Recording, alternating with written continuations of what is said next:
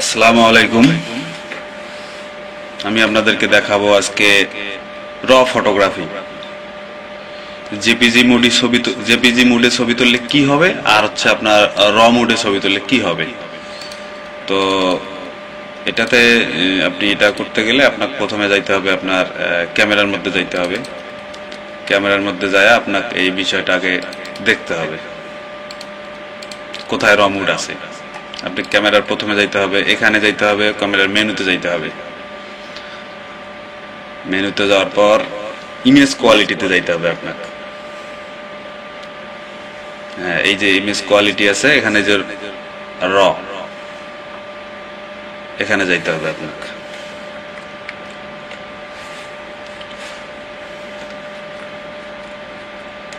এখানে যে JPG mood আছে, জেপিজি মুডও আছে, আবার এখানে র মুডও আছে।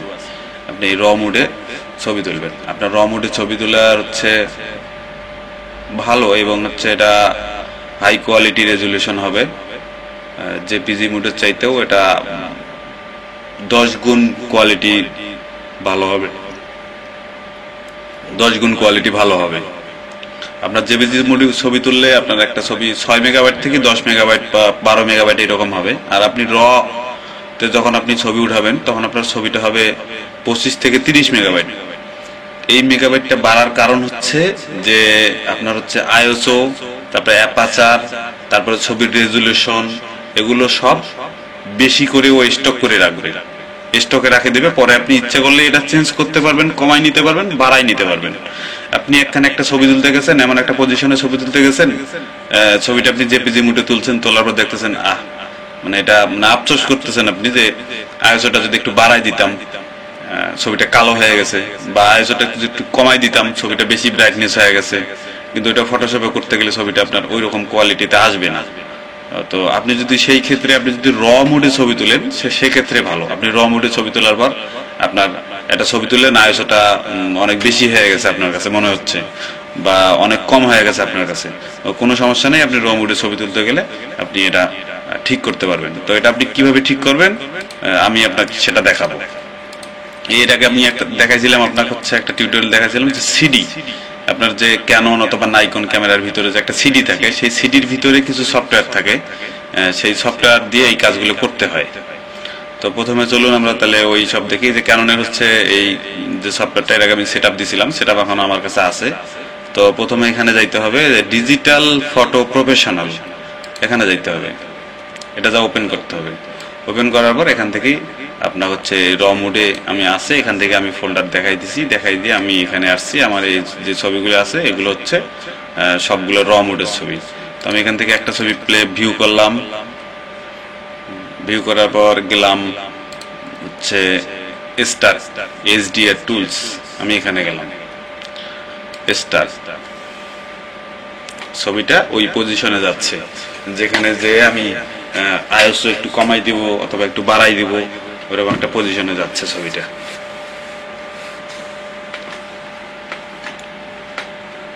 এখানে দেখেন নিচে লেখা আছে র কোয়ালিটি, হাই কোয়ালিটি। এখানে গেলাম, ছবিটা ফুল স্ক্রিন করে নিলাম। এখন এই ছবিটায় আমরা কাজ করব। যেমন এখানে আছে হচ্ছে ব্রাইটনেস, কালার টোন ব্রাইটনেস আছে, ব্রাইটনেসটা একটু আমরা একটু কমাই দিয়ে দেখি। হ্যাঁ, আর একটু কমাই দিলাম। হ্যাঁ, এবার নিচে এইটার মধ্যে গেলাম,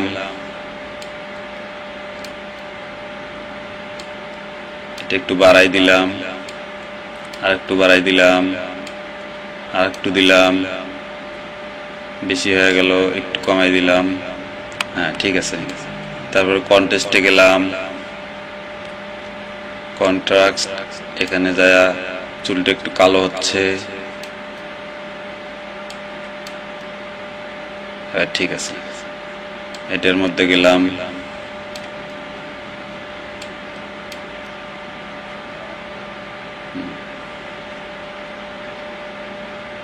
এটা একটু বেশি হয়ে গেল, এটা চলবে না।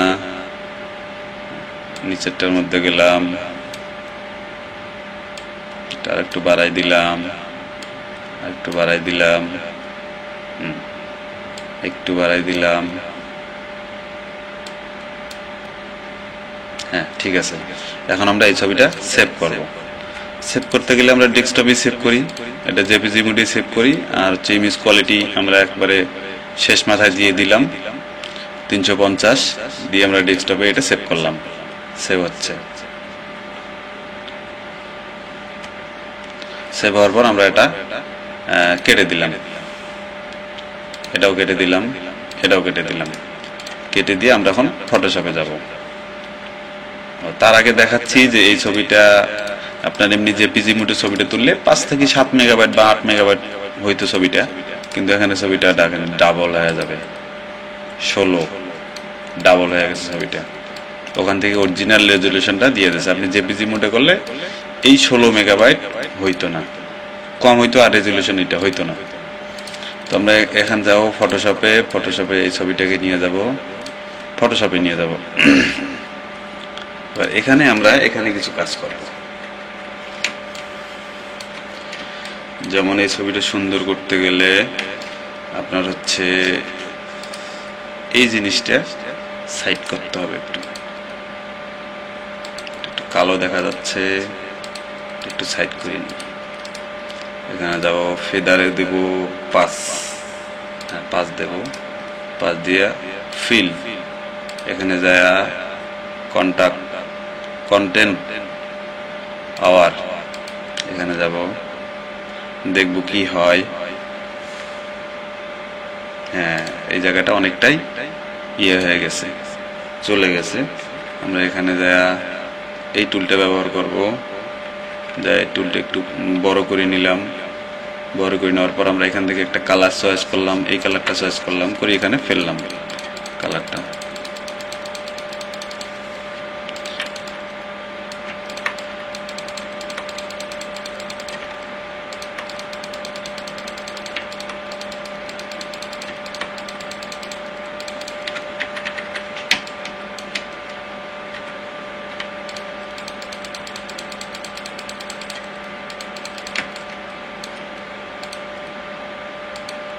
এখানে আমরা এই টুলটা ব্যবহার করলাম।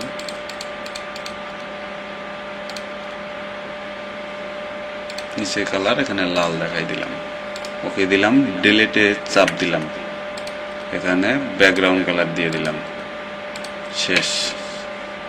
এখানে একটু দেখা যাচ্ছে, আমরা এখানে গেলাম, এইটা নিলাম, এখানে এইটা আস্তে করে দিয়ে দিলাম, এখানে 50 আসছে, আমরা 100 করে দিলাম।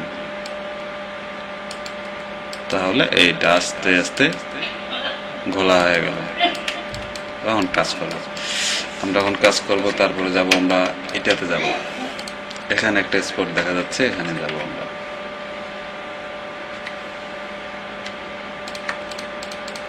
এখানে গেলাম, আর কোথায় আছে এখানে একটু দেখে দিলাম।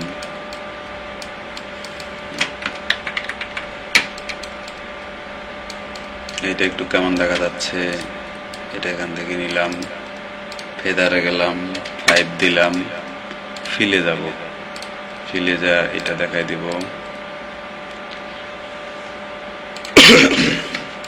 এটা কমপ্লিট হয়ে গেছে। এই জায়গাটা একটু কেমন দেখা, মানে একটু সেই রকম দেখা যাচ্ছে। এখানে যাব, এটা মারি দেব। ওকে, ফেসটার মধ্যে একটু এখানে যাব, ফেসটা একটু নেব, শুধু ফেসটা একটু নেব, নিলাম, ফেদারে গেলাম, 10 দিলাম, কন্ট্রোল এল এটা দিলাম, দিয়ে একটু কমাই দেব, একটু কমাই দেব, হ্যাঁ কমাই দিলাম।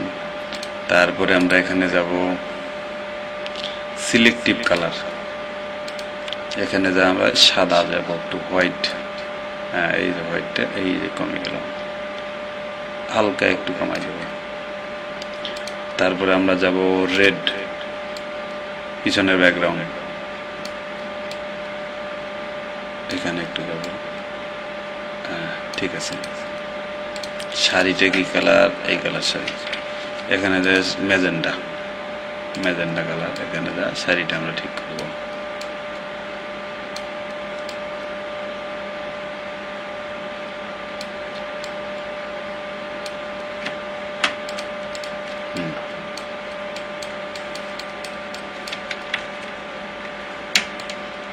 একটা রিমুভ গেইন দিয়ে দেব।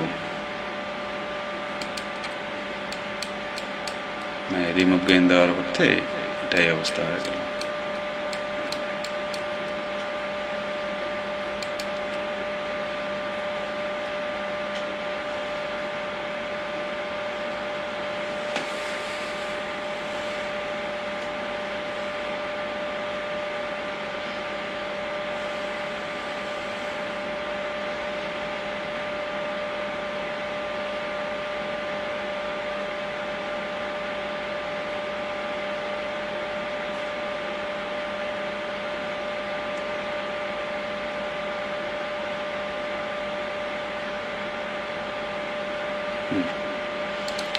এখন আমরা ছবিটা সেভ দিব, সাইজ যা আছে থাকবেই।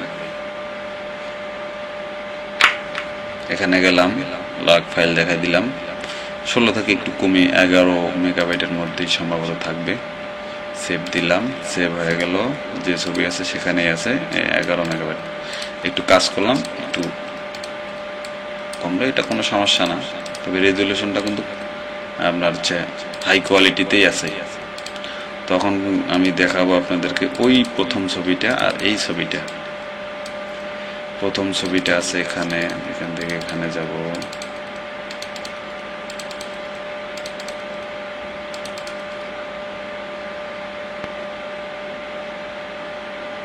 এই ছবিটা, এই ছবিটার মধ্যে আমরা কাজটা করছি।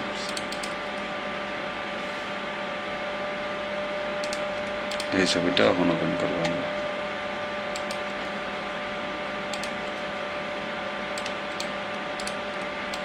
এই যে দুইটা ছবি দুই রকম। এটার মধ্যে ব্রাইটনেস একটু বেশি আছে, আমি একটু এটার মধ্যে কমাই দিছি। এটা যদি আপনি ফটোশপে করতেন তো এরকম হইতো না।